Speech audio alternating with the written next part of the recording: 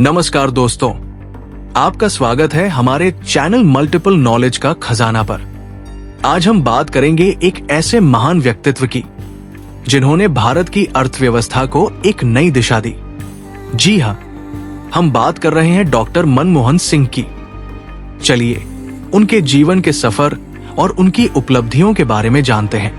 Doctor Manmohan Singh का जन्म British Bharat में पंजाब के गाह गांव में 26 सितंबर 1932 को हुआ था, जो अब पाकिस्तान में है।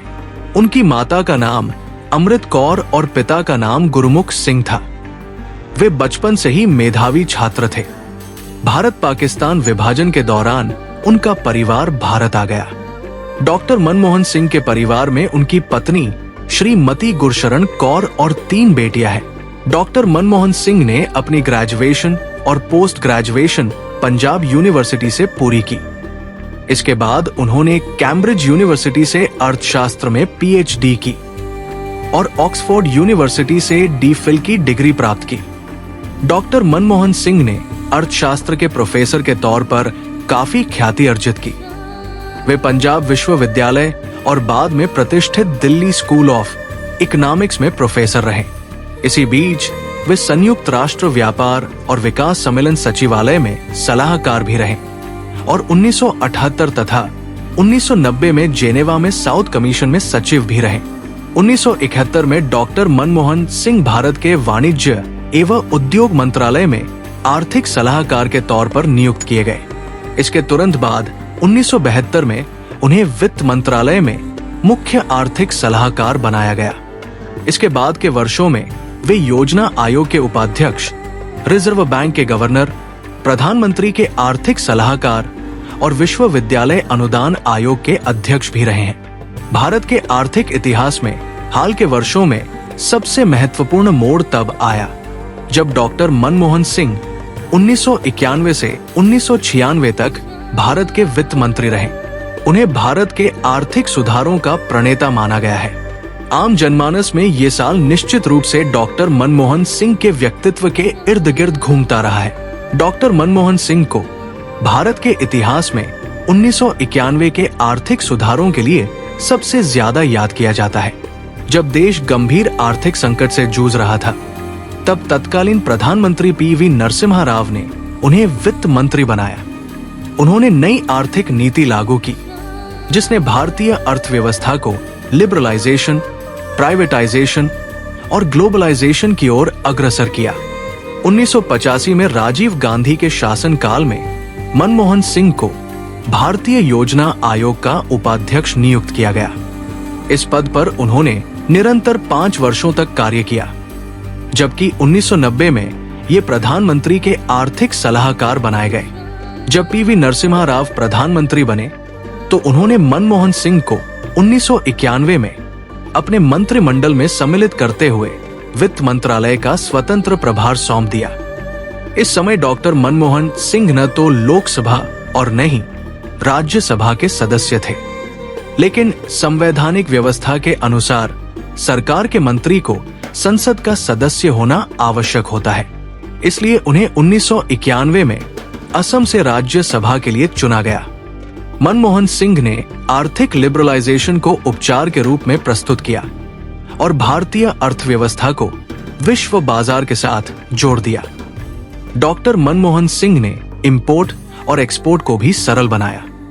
लाइसेंस एवं परमिट गुजरे जमाने की चीज हो गई। प्राइवेट कैपिटल को उत्साहित करके रुग्ण एवं घाटे में चलने वाले सार्वजनिक उपक्रमों हेतु अलग से नीतियां विकसित की। नई अर्थव्यवस्था जब घुटनों पर चल रही थी, तब पीवी नरसिम्हा राव को कटु आलोचना का शिकार होना पड़ा। विपक्ष उन्हें नए आर्थिक प्रयोग से सावधान कर रहा था, लेकिन पीवी नरसिम्हा राव ने मनमोहन सिंह पर पूरा यकीन रखा। मात्र 2 वर्ष बाद ही आलोचकों के मुंह बंद हो गए और उनकी आंखें फैल गई। लिबरलाइजेशन के बेहतरीन परिणाम भारतीय अर्थव्यवस्था में नजर आने लगे थे और इस प्रकार एक गैर राजनीतिज्ञ व्यक्ति, जो अर्थशास्त्र का प्रोफेसर था, उनका भारतीय राजनीति में प्रवेश हुआ ताकि देश की बिगड़ी अर्थव्यवस्था को पटरी पर लाया जा सके। 1971 में डॉक्टर मनमोहन सिंह भारत सरकार की कॉमर्स मिनिस्ट्री में आर्थिक सलाहकार के तौर पर शामिल हुए थे। 1972 में वित्त मंत्रालय में चीफ इकोनॉमिक एडवाइजर बन गए। अन्य जिन पदों पर वो रहे वे हैं वित्त मंत्रालय में सचिव, योजना आयोग के उपाध्यक्ष, भारतीय रिजर्व बैंक के गवर्नर, प्रधानमंत्री के सलाहकार और विश्वविद्यालय अनुदान आयोग के अध्यक्ष। डॉक्टर मनमोहन सिंह 1991 से राज्यसभा के सदस्य हैं। 1998 से 2004 में वो राज्यसभा में विपक्ष के नेता थे। डॉक्टर मनमोहन सिंह ने प्रथम बार 72 वर्ष की उम्र में 22 मई 2004 से प्रधानमंत्री का कार्यकाल आरंभ किया, जो अप्रैल 2009 में सफलता के साथ पूर्ण हुआ। इसके पश्चात लोकसभा के चुनाव हुए और भारतीय राष्ट्रीय कांग्रेस की अगुवाई वाला संयुक्त प्रगतिशील गठबंधन पुनः विजयी हुआ और डॉक्टर मनमोहन सिंह दोबारा प्रधानमंत्री पद पर आसीन हुए। प्रधानमंत्री डॉक्टर मनमोहन सिंह ने वित्त मंत्री के रूप में पी चिदम्बरम को अर्थव्यवस्था का दायित्व सौंपा था, जिसे उन्होंने कुशलता के साथ निभाया। लेकिन 2009 की विश्वव्यापी आर्थिक मंदी का प्रभाव भारत में भी देखने को मिला, परंतु भारत की बैंकिंग व्यवस्था का आधार मजबूत होने के कारण उसे उतना नुकसान नहीं उठाना पड़ा जितना अमेरिका और अन्य देशों को उठाना पड़ा है। 26 नवंबर 2008 को देश की आर्थिक राजधानी मुंबई पर पाकिस्तान द्वारा प्रायोजित आतंकियों ने हमला किया। दिल दहला देने वाले उस हमले ने देश को हिलाकर रख दिया था। तब सिंह ने शिवराज पाटिल को हटाकर पी चिदम्बरम को गृह मंत्रालय की जिम्मेदारी सौंपी और प्रणब मुखर्जी को नया वित्त मंत्री बनाया। डॉक्टर मनमोहन सिंह 2004 से 2014 तक भारत के प्रधानमंत्री रहे। वो भारत के 13वें प्रधानमंत्री थे।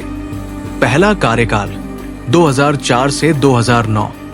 उन्होंने शिक्षा, स्वास्थ्य और ग्रामीण विकास के लिए कई योजनाएं शुरू की, जैसे कि मनरेगा और शिक्षा का अधिकार। दूसरा कार्यकाल 2009 से 2014। इस दौरान उन्होंने परमाणु करार और आधार परियोजना जैसी ऐतिहासिक पहल की। सन 1987 में डॉक्टर मनमोहन सिंह को पद्म विभूषण से सम्मानित किया गया। इसके अतिरिक्त भारत के सार्वजनिक जीवन में उन्हें अनेकों पुरस्कार व सम्मान मिल चुके हैं, जिनमें प्रमुख है सन 2002 में मिला सर्वश्रेष्ठ सांसद का पुरस्कार, सन 1994 में इंडियन साइंस कांग्रेस का जवाहरलाल नेहरू पुरस्कार, सन 1993 और 1994 का Asia money award for finance minister of the year, सन 1994 का euro money award for finance minister of the year, सन 1956 में कैम्ब्रिज विश्वविद्यालय का एडम स्मिथ पुरस्कार। डॉक्टर मनमोहन सिंह ने कई राष्ट्रीय व अंतर्राष्ट्रीय संगठनों में भारत का प्रतिनिधित्व किया है। अपने राजनीतिक जीवन में वे 1991 से राज्यसभा के सांसद तो रहे ही, 1998 तथा 2004 की संसद में विपक्ष के नेता भी रह चुके हैं। टाइम मैगजीन द्वारा 100 सबसे प्रभावशाली लोगों की सूची में शामिल रहे हैं। उन्हें कई देशों से मानद उपाधियां भी मिली। डॉक्टर मनमोहन सिंह का 92 साल की उम्र में स्वास्थ्य संबंधी कारणों की वजह से 26 दिसंबर 2024 को निधन हो गया। वो अपनी सादगी, ईमानदारी और कुशल नेतृत्व के लिए जाने जाते हैं। उन्हें राजनीति का मौन साधक भी कहा जाता है, लेकिन उनके कार्य उनके शब्दों से ज्यादा प्रभावी रहे। डॉक्टर मनमोहन सिंह ने भारत को नई ऊंचाइयों तक पहुंचाने में अहम भूमिका निभाई। उनकी कहानी हमें सिखाती है कि ईमानदारी और दृढ़ निश्चय से हम बड़े बदलाव ला सकते हैं। अगर आपको ये वीडियो पसंद आया हो तो लाइक, शेयर और सब्सक्राइब जरूर करें। आपके सुझाव और विचार हमें कमेंट में लिखना न भूलें। धन्यवाद।